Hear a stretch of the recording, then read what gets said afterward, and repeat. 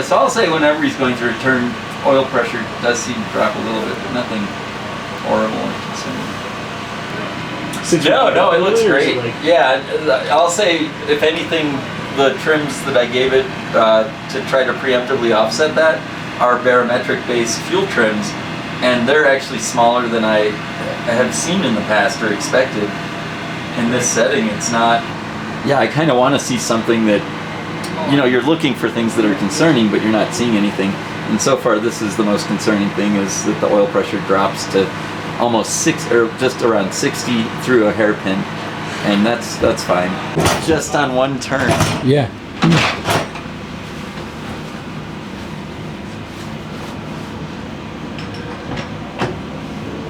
To me, it's obviously a throttle problem.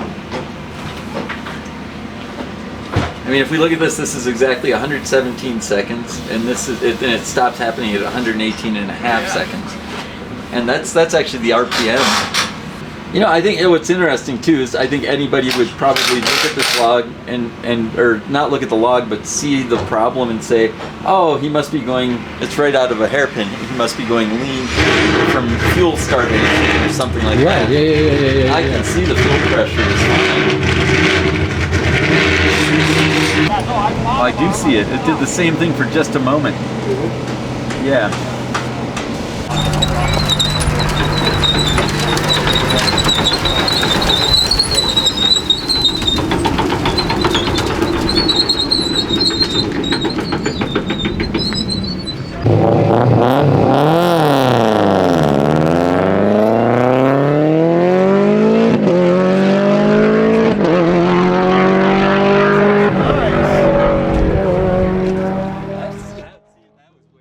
Welcome back to Flatirons Tuning, guys. The car is back in the shop after week 2 of testing, or weekend 2 of testing. This time out, we started on the middle section, started at Glen Cove, and then the second day we started at Devil's Playground and ran to the top.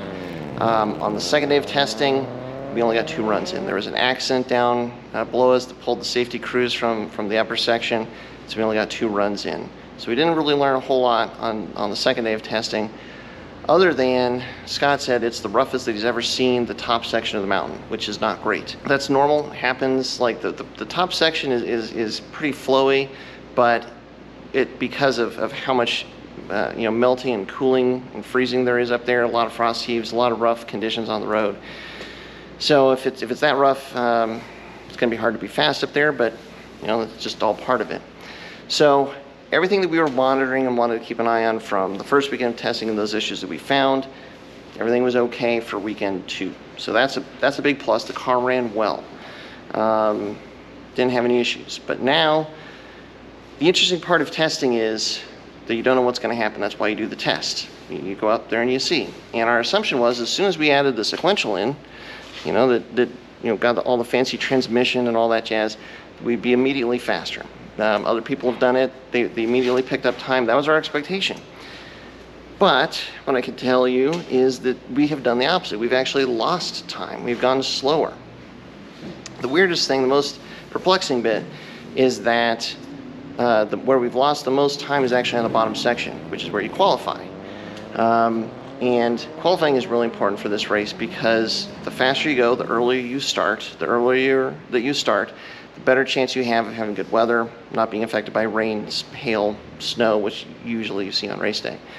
So it's really, really important. And so now we're kind of in full head scratching mode going, well, what can we do? What has happened?